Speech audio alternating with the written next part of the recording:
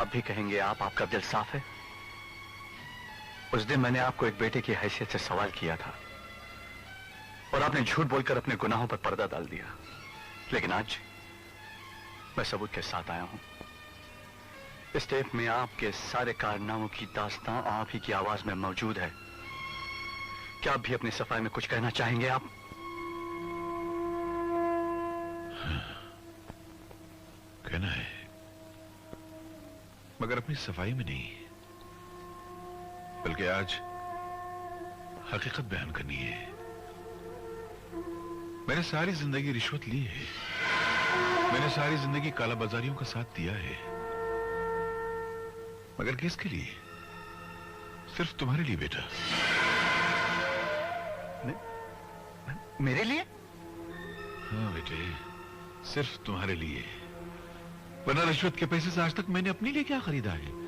मैं तो आज तक वही पुरानी पतलून, यही पुरानी कमीज पहनकर ऑफिस जाता हूं, यही पुरानी साइकिल लेकर इसी पर बैठकर ऑफिस जाता हूं। अपने लिए क्या खरीदा मैंने? जवानी से लेकर बुढ़ापे तक काला बाजार के मैदान में कोलू के बैल की तरह चक्कर काट काट के जो पैसे निकालता रहा, सिर्फ तुम्हारे लिए। क्या जरूरत थी? मैंने तो आपसे कभी नहीं कहा कि मुझे दौलत चाहिए या ऐशो आराम चाहिए। तुम होते तो कहते ना। रिश्वत की यह कहानी तो तुम्हारे पैदा होने से पहले ही शुरू हो गई थी। अगर मैं अस्पताल में उस लालची डॉक्टर को रिश्वत न देता तो न तुम्हारी मां का ऑपरेशन होता और न तुम जिंदा पैदा होकर इस दुनिया में आए होते। और रिश्वत, जैसे आजकल की इज्जत की जबान में डोनेशन कहा जाता है, अगर मैं वो डोनेशन न देता ना तो तुम्हें किसी भी अच्छे स्कूल में दाखिला न मिलता। वही डोनेशन अगर मैं कॉलेज में न देता तो तुम्हें किसी भी अच्छे कॉलेज में दाखिला न मिलता। आज जो तुम पढ़ लिखकर समाज में, सोसाइटी में इज्जत की जिंदगी गुजार रहे हो, उसके लिए पैसा लगता है, मुफ्त में नहीं आता है। मैं नहीं मानता इस बात को। और गरीब माँ बाप अपने बच्चों को पढ़ा लिखा कर कैसे बड़ा करते हैं? हाँ तो जाओ पूछो उन गरीब माँ बाप से कि वो अपनी औलाद को कैसे बड़ा करते हैं। कश्मीर से लेकर कन्याकुमारी तक हिंदुस्तान के एक गांव में जाओ, एक एक शहर में जाओ, कि गरीब के घर में जाको, पूछो उन गरीब माँ बाप से कि वो अपनी औलाद को बड़ा करने के लिए क्या करते हैं। तब वो तुमको बताएंगे कि वो हर सुबह जिंदा होते हैं और हर शाम को मर जाया करते हैं। पूछो उनसे कि उनकी कितनी औलादों को डिग्रियां नसीब होती हैं, और अगर डिग्रियां नसीब होती है तो कितनों को नौकरियां मिलती हैं। तो वो तुमको बताएंगे कि हजारों में एक, और वो भी बड़ी मुश्किल से नसीब होती है। इसलिए बेटा, इस घिनौने माहौल में, इस रिश्वत के समाज में अगर इज्जत की जिंदगी गुजारनी है तो अपना सीना चीर कर, अपने जमीर को कत्ल करके, अपनी रूह को मार के उसकी लाश को रिश्वत के कदमों में डालना पड़ता है, तब जाकर इंसान ये जिंदगी गुजार सकता है जो तुम गुजार रहे हो। नहीं चाहिए मुझे ऐसी जिंदगी। नफरत है मुझे ऐसी जिंदगी से। तुम्हारी तो शादी भी नहीं हो सकती थी।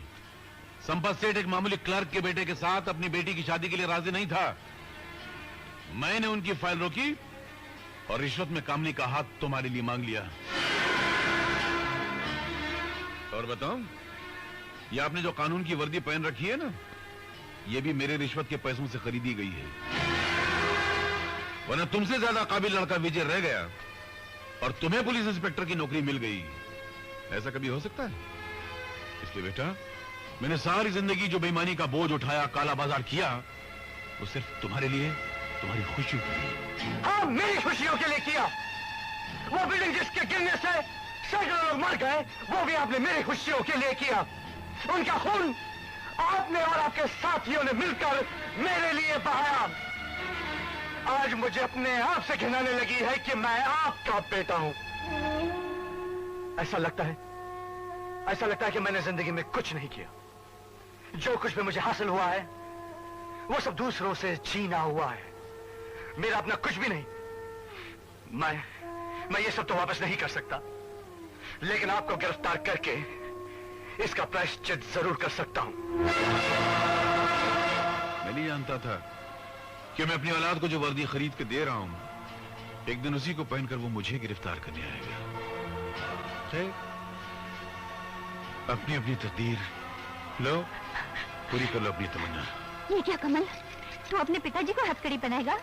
पहना लेने दो शांति, इसे अभी दुनिया में बहुत सारे सबक सीखने हैं। एक बात याद रखना बेटा, इस दुनिया में अगर कोई शरीफ आदमी पकड़ा जाए तो उसे बचाने के लिए कोई आगे नहीं आता है, लेकिन अगर एक बेईमान आदमी पकड़ा जाए तो उसे बचाने के लिए हजारों आदमी खड़े हो जाते हैं। चलिए।